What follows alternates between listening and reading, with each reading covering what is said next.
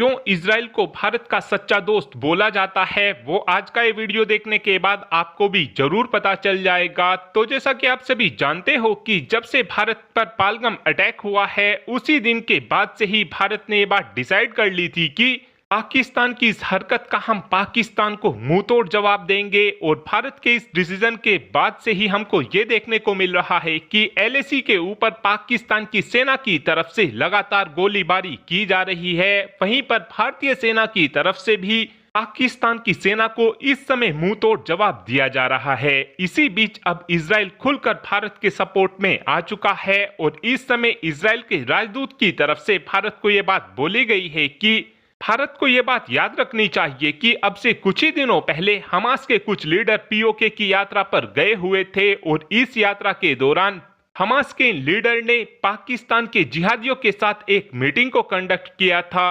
साथ में इजराइल के राजदूत की तरफ से ये बात भी बोली गई है कि जो भारत के पहलगाम में हमला किया गया है, ये हमला बिल्कुल वैसा ही हमला था जो हमारे ऊपर 7 अक्टूबर 2023 में किया गया था।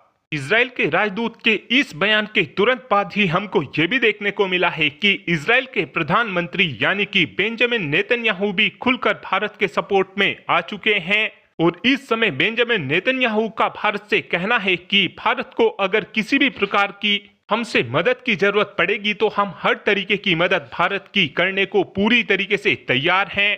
और इस समय पूरी ही डिफेंस कम्युनिटी में इस बात को लेकर डिस्कस किया जा रहा है कि देर रात इजराइल के कुछ प्लेन भारत के अंदर लैंड हुए हैं। जिस समय इजराइल के ये प्लेन भारत के अंदर लैंड हुए, उसके कुछ ही घंटों बाद इजराइल के ये प्लेन वापस चले गए। और इस समय बताया यह भी जा रहा है कि इजराइल की तरफ से भारत को गाइडेड बमों की सप्लाई की गई है। और इस समय अमेरिका के बहुत से डिफेंस एक्सपर्ट्स का कहना है कि इजराइल की तरफ से भारत को गाइडेड बमों की सप्लाई की गई है।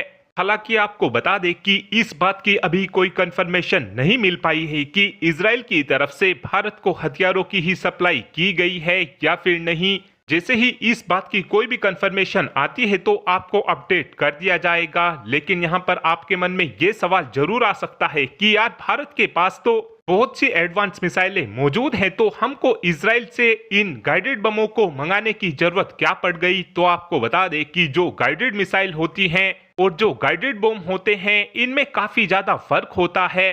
किसी भी मिसाइल की मदद से आप दुश्मन देश को भारी नुकसान नहीं पहुंचा सकते हैं, लेकिन बमों की मदद से आप दुश्मन देश के अंदर घुसकर भारी तबाही मचा सकते हैं। इस बात के पीछे एक कारण ये भी है कि जो बम होते हैं उनके अंदर ज्यादा वॉरहेड को लगाया जा सकता है, लेकिन मिसाइल के अंदर लिमिटेड संख्या में ही वॉरहेड को लगाया जा सकता है।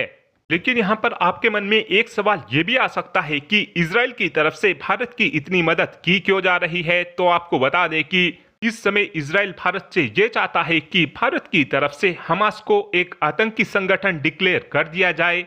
साथ में आपको ये भी बता दें कि इस समय अमेरिका की तरफ से भी भारत का खुलकर समर्थन किया जा रहा है। और आने वाले कुछ ही दिनों के अंदर अंदर हमको ये भी देखने को मिल सकता है कि भारत की तरफ से इजराइल के हथियारों की मदद से पाकिस्तान के ऊपर कोई बड़ी कार्रवाई की जाए।